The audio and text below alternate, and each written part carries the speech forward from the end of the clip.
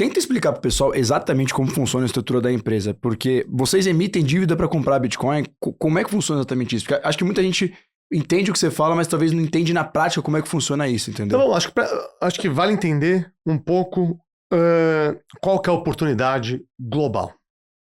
No mundo, a maioria dos recursos estão destinados a renda variável ou renda fixa.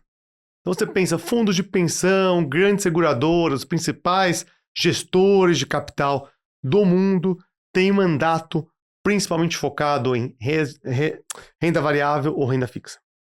Ou seja, não pode alugar em Bitcoin. Quando você cria uma empresa 100% focada nesse ativo e que tem Bitcoin em sua tesouraria, ou seja, está no seu balanço, você tem como um investimento Bitcoin, você agora permite que essa empresa emita diversos tipos de ativos financeiros, ou seja, títulos de mercado de capital, para oferecer algum tipo de exposição para diversos investidores. Você pode emitir ação. Então, por exemplo, um fundo só pode comprar ação, quer diversificar o portfólio. Não pode pôr Bitcoin porque é um fundo de renda variável. Ok. Eu consigo trazer exposição ao Bitcoin e essa nova economia comprando exposição nessa empresa. Gente quer tomar renda fixa. Não pode ter a volatilidade do Bitcoin em seu portfólio, porque é contra o mandato, é contra a regulamentação ou simplesmente contra a política de risco do fundo ou ali da gestora. Mas eles podem tomar uma dívida emitida por empresa que tem ali exposição a Bitcoin e dar a opção de converter. Acho que o exemplo mais claro para descrever, que eu acho que é um dos mais bonitos, foi mais ou menos quando realmente a luz ficou clara para mim sobre o modelo, foi quando o Michael Saylor, da Strategy, como a gente conversou, lá em outubro do ano passado, criou uma debênture conversível, ou seja, uma dívida de 5 anos, sem juros, e quem tomou essa dívida, em grande parte, foi a Allianz, uma das maiores seguradoras do mundo. Eles têm um balanço de $1 trilhão. Quem entende um pouco como seguradoras do mundo funcionam, elas têm recursos que elas coletaram aí dos seus segurados e elas têm que investir esses recursos para no futuro, se houver ali algum benefício a ser pago, eles têm que ter os recursos. Eles só compram renda fixa. Basicamente, eles conseguiram ganhar exposição a Bitcoin. Ao tomar essa dívida emitida pela MicroStrategy, o principal é protegido. Agora, eles têm a opção de converter o crédito em ações da companhia. Ou seja, ele resolveu o problema da seguradora, que agora tem exposição a Bitcoin dentro de um ativo que funciona para o mandato deles. Isso vai continuar acontecendo. Isso vai acontecer no mundo inteiro. E a Orange nasce no Brasil com o intuito de ajudar a fomentar esse mercado e criar novos tipos de títulos de mercado de capitais para oferecer exposição a esse novo mercado para diversos tipos de investidores, além de educar muito essa economia. Legal. É uma espécie de arbitragem regulatória, não é? Porque você não tem uma definição do Bitcoin ainda, por exemplo, pelo menos nos Estados Unidos, né? Há a discussão, né? Uma commodity digital ou não.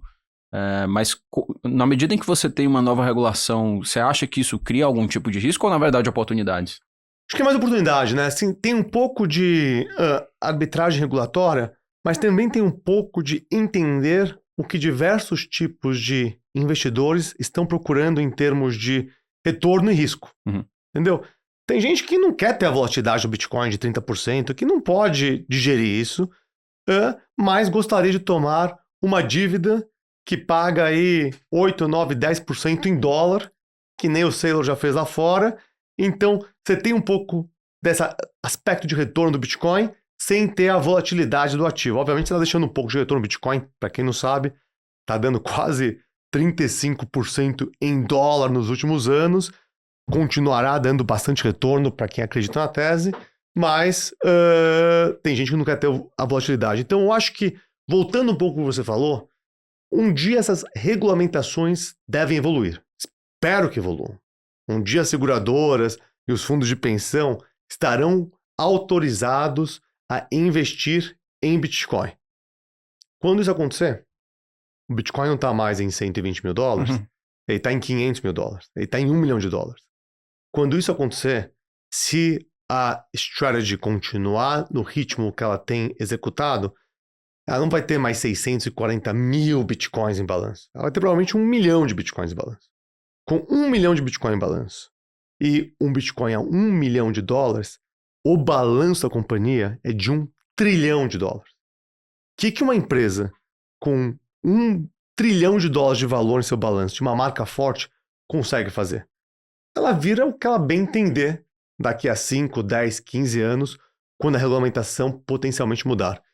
Então, é uma oportunidade que existe nesse momento, dado condições de mercado, regulamentação e mandatos diferentes, mas é uma oportunidade que, ao meu ver, ficará pelos próximos 10, 15 anos.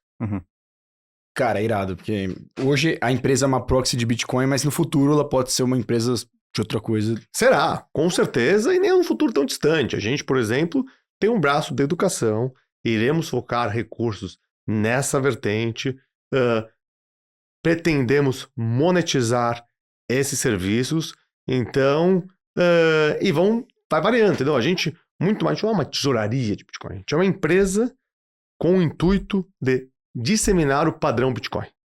Começamos com 2 vertentes, educação e tesouraria. Educação porque é crítico para que o mercado entenda o que está acontecendo nessa nova economia, e a tesouraria, tipo walk the talk, né? Não tô aqui falando para você ganhar exposição ao ativo, tô falando que eu tenho exposição ao ativo, que você deveria considerar exposição para você também.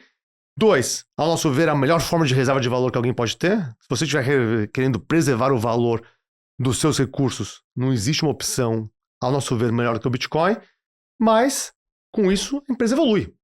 Vai oferecer ao longo da nossa jornada uma gama de produtos e serviços para impulsionar a adoção do Bitcoin na América Latina.